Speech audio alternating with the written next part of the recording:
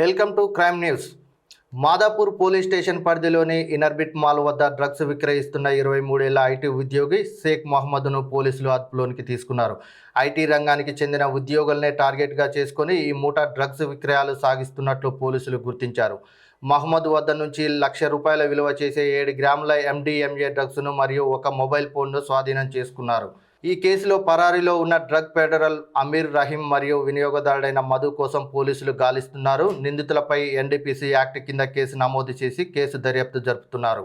Uppuluru Indupalli railway station మధ్య మంతెన గ్రామం సమీపంలో ఒక గుర్తు తెలియని వ్యక్తి మృతదేహాన్ని పోలీసులు లభ్యం చేసుకున్నారు.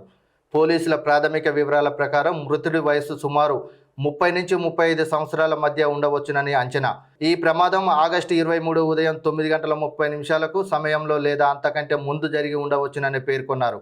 ప్రయాణంలో ప్రమాదవశాత్తు రైలు నుంచి జారిపడడం వల్లే ఈ ఘోరం జరిగి ఉండవచ్చునని అనుమానిస్తూ ఈ వ్యక్తికి సంబంధించిన వివరాలు లేదా ఆచూకీ తెలిసిన వారు వెంటనే గుడివాడ ప్రభుత్వ రైల్వే పోలీస్ స్టేషన్ SI గారిని సంప్రదించాల్సిందిగా పోలీసులు విజ్ఞప్తి చేస్తున్నారు. భద్రాద్రి కొత్తగూడెం జిల్లా బుర్గంపాడు పోలీస్ స్టేషన్ పరిధిలో చిరుతపులి చర్మం మరియు గోర్లను అక్రమంగా విక్రయించేందుకు ప్రయత్నిస్తున్న 4 వ్యక్తులను బుర్గంపాడు పోలీసు మరియు టాస్క్ ఫోర్స్ పోలీసులు అదుపులోనికి తీసుకున్నారు. విశ్వసనీయ సమాచారం మేరకు Burgampadu police station SI Nagabhiksham task force పోలీసుల ఆధ్వర్యంలో 24/8/2026 ఉదయం సమయంలో తాళ్ల కొమ్మూరు గ్రామం అనిల్ అనే వ్యక్తి ఇంటి వద్ద ఒక చిన్న బ్యాగులో అనుమానాస్పదంగా ఉన్న 4 వ్యక్తులను పోలీసులు అదుపులోనికి తీసుకుని విచారించారు. నిందితుల వద్ద నుంచి చిరుతపులి చర్మం మరియు 17 గోర్లను పోలీసులు స్వాధీనం చేసుకున్నట్లు జిల్లా SP రోహిత్ రాజు IPS వివరాలను వెల్లడించారు. యాదాద్రి భువనగిరి జిల్లా ఆత్మకూరు మండలం పుల్లాయిగూడెం గ్రామంలో దారుణ ఘటన వెలుగులోనికి వచ్చింది. ఇందిరమ్మ ఇల్లు ఇప్పిస్తానని సిమెంట్ బస్తాలు ఇస్తానని చెప్పి మహిళను ఇంటికి పిలిపించుకొని అత్యాచారం చేసినట్లు కాంగ్రెస్ గ్రామ శాఖ అధ్యక్షుడు మాలి శంకర్ రెడ్డిపై ఆరోపణలు వచ్చాయి.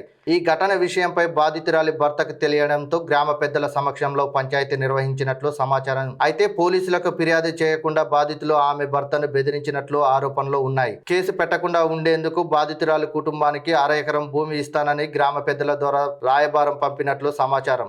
దీంతో బాధితురాలు చివరకు పోలీసులను ఆశ్రయించారు. ఆత్మకూరు పోలీస్ స్టేషన్లో బాధితులు ఫిర్యాదు మేరకు పోలీసులు ఘటనపై దర్యాప్తు చేస్తున్నట్లు బాధితురాలి ఫిర్యాదు పోలీసుల దర్యాప్తు ఆధారంగా తదుపరి చర్యలు తీసుకునే అవకాశం ఉంది. ఈ ఘటనపై పూర్తి వివరాలు పోలీసు దర్యాప్తులో వెలుగులోనికి రావాల్సి ఉంది.